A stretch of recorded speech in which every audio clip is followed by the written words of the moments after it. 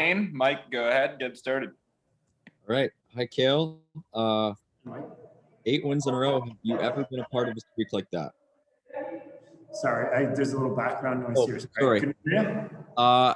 8 wins in a row. When was the last time you were part of a streak like that?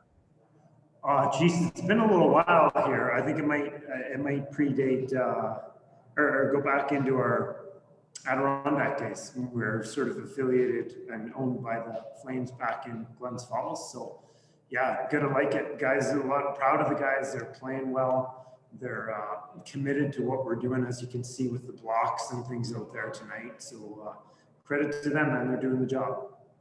And obviously, beyond the big winning streak, the news of the day, Connor Zary's departure, and when did you become aware of that? And did you have any idea, coming into today, that last night was, or did you have any idea going into tomorrow or going into last night's game that would be his last game with you guys? Thought it might, but didn't know for sure. We weren't really aware, I was aware that circumstances were going to come to an end quick, but we weren't sure exactly when. So, tough to see him go, just because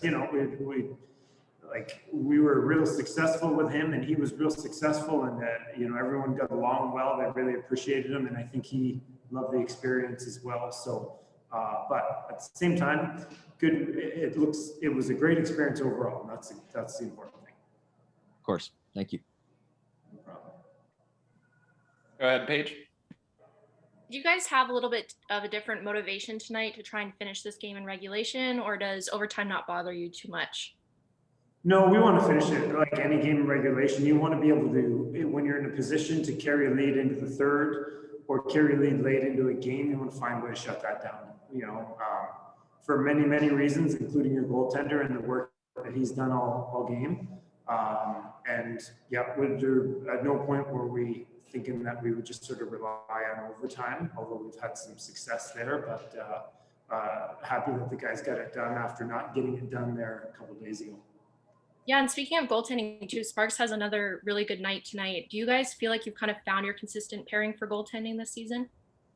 Yeah, it feels good. It feels good right now with both of those guys. And obviously a lot can change that with the nature of COVID times and taxi squads and movement and everything. But right now we're real happy to be running with Zaggy and Sparks.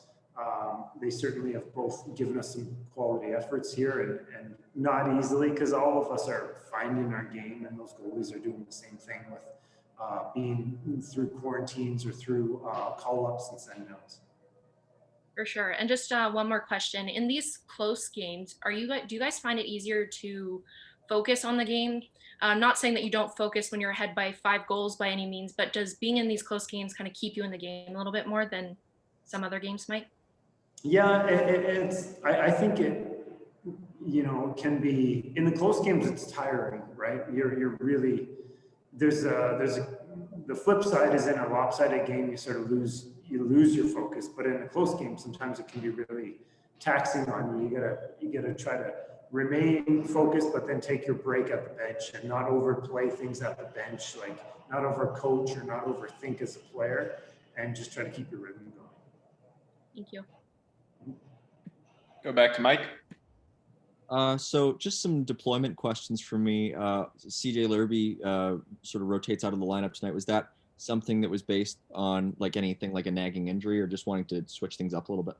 Just rotates is a good word to put it. Just trying to find a way to get a guy in. CJ's played well, gives him a chance to rest. We're playing a lot of hockey games here, but at the same time, he's been solid. So it wasn't an injury thing or anything. It's just trying to keep guys involved. And Rob Hamilton came in and had a really strong game. And then looking, obviously with Zary's departure, you needed to sort of add in a guy into the top 6, and that turned out to be Estefan tonight. And what was the thought process behind that promotion? The thought is that, hey, he's a guy that is able to, his skill set obviously fits a top 6 or a top 9 kind of role, and that's somewhere where we thought it'd be a good opportunity. And also with Glenn Godden, there's some chemistry there because they've played together and they played against each other a lot as well. So I thought that it would be a good fit there to put him in with Godwin and Philip and give him a chance to sort of display his skill set in a better, a more suitable opportunity for what he's been used to in his career. And then the final one for me, obviously Rory Cairns makes his AHL debut tonight. And what was the impetus for getting him in, and what did you see? Well, part of the impetus with all these guys, we made a few switches. Some guys came in, some guys. A big part of the push for that was just to get fresh bodies in when we're playing all these games. And sometimes it was just a matter of, just trying to have fresh legs, fresh energy. So in Rory's case, he's been here, he's been available. We've had some forward changes. We thought it would just be with back-to-backs a good time to give him an opportunity. We're a little heavier on D, so we haven't done that with some of our guys on D.